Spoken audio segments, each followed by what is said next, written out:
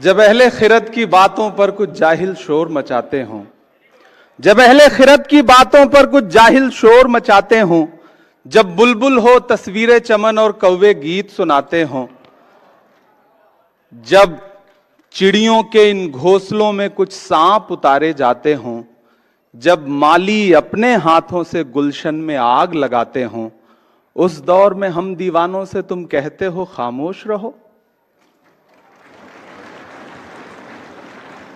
महज कागज के पन्नों पर उकेरी गई कोरी भावनाएं नहीं, बल्कि सच्चाई, नैतिक मूल्यों और मौलिक अधिकारों की बारीकियों पर सैकड़ों बहसों के बाद अंगीकार की गई एक मुकद्दस किताब, भारत का संविधान, जो भारत को एक संप्रभु, समाजवादी, धर्मनिरपेक्ष, लोकतांत्रिक गणराज्य घोषित करता है। हम आज यहां एक बेहद जरूरी बहस के लिए इकट्ठा हुए हैं। कानून के रखवालों की मौजूदगी से विज्ञान भवन का कोना कोना रोशन है। मैं अभिषेक मनु सिंघवी जी को और उनकी पूरी टीम को मुबारकबाद देता हूं इस बात के लिए कि इस मुश्किल दौर में इस लड़ाई का अलंबरदार बनने का जो फर्ज आपने निभाया है वो बहुत ही तारीफ के काबिल है। किसी भी लोकतांत्रिक व्यवस्था में अगर हाकिम के दिमाग में यह बात घर कर जाए कि मेरा आदेश ही है मेरा शासन, तो फिर यहां से शुरू होती है बुनियादी परेशानी। जिनके जहनों में फिल्मी डायलॉग घर कर जाते हैं, उनकी नजर में संविधान के पन्नों की अहमियत नहीं रह जाती है। साथियों, याद करिए, संविधान निर्माता डॉक्टर बाबा साहब अंबेडकर जी कहते थे कि आर्टिकल 25 संविधान की आत्मा है। हर नागरिक को धर्म को स्वतंत्र रूप से मानने की और उसके प्रचार प्रसार की आजादी है, लेकिन मौजूदा सरकारें संविधान की रूह के साथ छेड़छाड़ कर रही हैं। धर्मांतरण विरोधी कानून हो, लव जिहाद का कानून हो, सीए का कानून हो, वक्फ अमेंडमेंट एक्ट हो या फिर बुलडोजर का एक्शन हो, यह सिर्फ संविधान की रूह के साथ छेड़छाड़ नहीं, बल्कि डॉक्टर बाबा साहब अंबेडकर की आत्मा के साथ भी नाइंसाफी है। मेरी आंखों के सामने देश के कोने कोने से आए हुए वकील साथी बैठे हैं। जिस सरकार में बैठे हुए लोगों को संविधान में निहित सेकुलरिज्म और सोशलिज्म जैसा शब्द नासूर लगता हो, और सिर्फ लगता ना हो बल्कि इसको पब्लिकली कहने की हिम्मत भी जुटा ले रहे हों, तब फिर समझ लीजिए कि खतरे बहुत बड़े हैं। साथियों, जब कानून लोगों को डराने का और उनकी आवाजों को कुचलने का हथियार बन जाए और उसमें आपकी पहचान और आपका नाम और आपका धर्म निर्णायक भूमिका निभाने लग जाए, तो समझ लीजिए कि हुकूमतों की मंशा क्या है। मैं अपना उदाहरण दूंगा, कहीं दूर नहीं जाऊंगा और मैं विषय पे बोलूंगा। मुझे गर्व है कि मैं आजादी की दूसरी लड़ाई में राहुल गांधी का सिपाही हूं।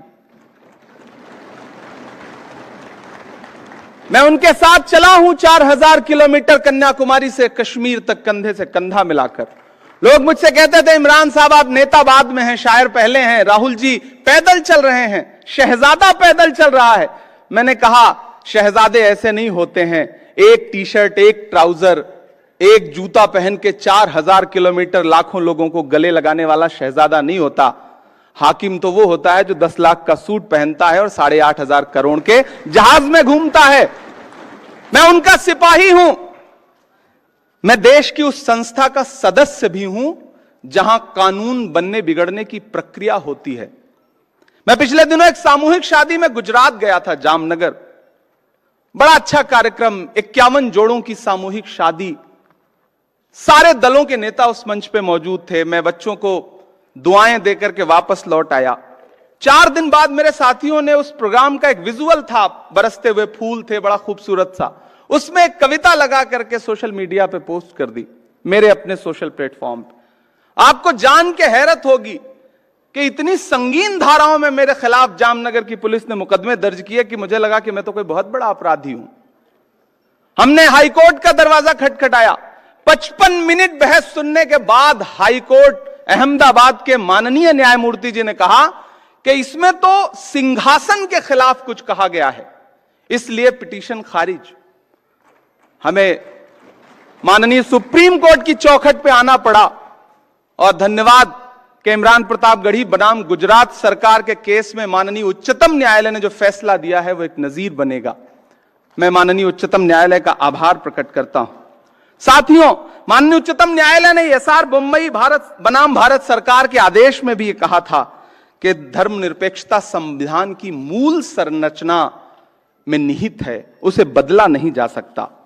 अब जब पुलिस थाने टॉर्चर चैंबर में बदल चुके हों, मैं बहुत जरूरी बात कह रहा हूं, अब जब पुलिस थाने टॉर्चर चैंबर में बदल चुके हों, जब पुलिस मशीनरी अपने आकाओं के लिए पर्सनल आर्मी की तरह व्यवहार कर रही हो, जब पुलिस एनकाउंटर मेडल हासिल करने का जरिया बन चुका हो, जब राज्य सरकारें लोगों के आशियाने उजाड़ करके अपना वोट एकजुट करने के प्रयासों में लगी हों, जब जालिम बुलडोजर किसी के लिए शौर्य का प्रतीक बन चुका हो, तब यह बहस और जरूरी हो जाती है कि देश धर्म से चलेगा या संविधान से चलेगा। साथियों, मैं अंत में आपसे बस इतना कहना चाहता हूं, कोई लंबी तकरीर नहीं, कि मौजूदा हाकिम के काम करने का तरीका बड़ा अलग है। पहले वो अपने कारिंदों के जरिए दुष्प्रचार करवाते हैं, फिर खुद बाहर निकल करके उन्हीं चीजों पर उनकी विशेषताओं का बखान करते हैं। आप कैसे भूल सकते हैं कि दशकों से देश की संसद की महत्ता को कोसने वाली पार्टी के प्रधानमंत्री बनकर 2014 में जब नरेंद्र मोदी जी देश की संसद में पहुंचे थे, तो सबसे पहले उन्होंने देश की संसद की सीढ़ियों पे मत्था टेका था। याद है आप सबको वो मंजर? और उस मत्था टेकने का अंजाम क्या हुआ कि महज 10 साल के अंदर उन्हीं सीढ़ियों से बनी हुई संसद को बदल दिया उन्होंने। पुरानी संसद बदल के नई संसद कर दी। इस बार उन्होंने संविधान को मत्था टेका है, तो खतरा बढ़ गया है। सतर्क रहिए, जागरूक रहिए, संविधान को बचाइए, और सिर्फ बचाइए ही नहीं, हाकिम की चालाकियों को बेनकाब भी करते रहिए। कातिल ने किस सफाई से धोई है आस्तीन, कातिल ने किस सफाई से धोई है आस्तीन, उसको खबर नहीं कि लहू बोलता भी है। बहुत शुक्रिया। एक बार पुनः अभिषेक मनु सिंघवी जी को एक शानदार कार्यक्रम के लिए बधाई, और पूरे देश के कोने कोने से आए हुए न्याय के रखवालों को बहुत आभार, बहुत दुआएं, बहुत मुबारकबाद। शुक्रिया। और ऐसी खबरें देखने के लिए सब्सक्राइब बटन को दबाएं, फिर बेल आइकन की घंटी दबाएं। अपना भारत को बचाने के लिए बहुत जरूरी है। हर खबर को शेयर करें, लाइक करें, कमेंट जरूर करें। शुक्रिया।